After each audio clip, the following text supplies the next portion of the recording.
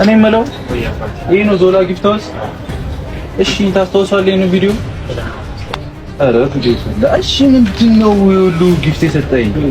እኔ እንደዚህ አይቼ አላውቅም። በጣም የሚገራርም ነው የተጠየቀው ጥያቄ ማለት ነው። የእውነት እኔ ራሱ ብትጠይቁኝ አላውቀውም። ለምን ዋሻቸዋለሁኝ ማርያምን። እና እሱ ራሱ የሀገር ውስጥ አላውቀውም። በመጨረሻ ያገኘው ግን ጎበዝ ነው እውነቱ ለመናገር ማርያምን። ይህ አሁን አፍሪካዎች ያሉትን ፍላጎች የእውነት ይሸውዳቸዋል ማለት ግራ ነው የሚያጋባቸው ከሀገራችን ከኢትዮጵያ ፍላግ ውጪ ማለት ነው። እና መልሶታል። በዛውም ደግሞ ምረጥ ነው ያለው፣ የፈለግከው ስጠኝ ነው ያለው። እና አጋጣሚ አንስቶ ነው የሰጠውና ያው እንደ ድል ጥሩ ጊፍት ሰጠው። እሱን ደግሞ በዛውም ላስተዋውቅለት ብሎ ነው ሳይከፍተው ያስተዋወቅለት ማለት ነው። ይሄ ደግሞ መልካምነት ይባላል። መልካምነት የራስ ነው።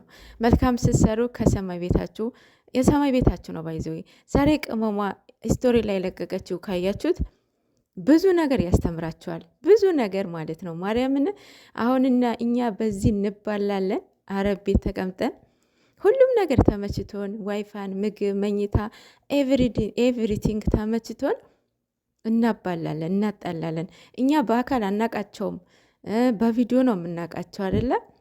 እና አንዱን እያነሳችሁ አንዱን እየረገጣችሁ የሰማይ ቤታችሁ ነው የምታስቀምጡለት። ባይዘወይ የሆነ ነገር ቃል ከተናገራችሁ ቁጥር ይጻፍላችኋል።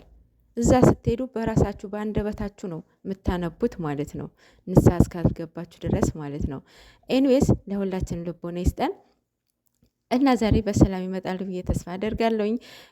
ማለት በሰላም ያው ሁለታቸው ብቻ ባይመጡም እኔ ግድ የለብኝም፣ እስከ መጨረሻው ድረስ አለሁ። የሰው ልጅ ትዕግስት ያስፈልገዋል። የሰው ልጅ የእውነት ትዕግስት በጣም ጥሩ ነው ብዬ አስባለሁኝ፣ እንደኔ ማለት ነው። ሌላው ደግሞ እነኚህ ልጆች ተጣልተው የማይጣሉ ተለያይተው የማይለያዩ ልጆች ናቸው። ትዕግስት መጨረሻው ፍሬውን ያማረ እንደሚሆን ማለት ነው። እና ትዕግስት ይኖራችሁ፣ ታገሱ። የድሃ ልጅ ብላችሁ ደግሞ የምትሳደቡ ነገር አለ። ይሄ የእውነት በጣም እኛ የማናች የሀብታም ሴት የተሰደደች የሀብታም ሴት የተሰደደች አለች እንዴ? ሳውዲ አረቢያ የለችም አይደለ? ተው እንጂ እንተዋወቃለን እኮ ተው፣ አታሰድቡን በጀማ።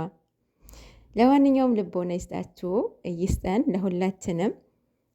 ማታ እንገናኝ። ሀበናሽዴ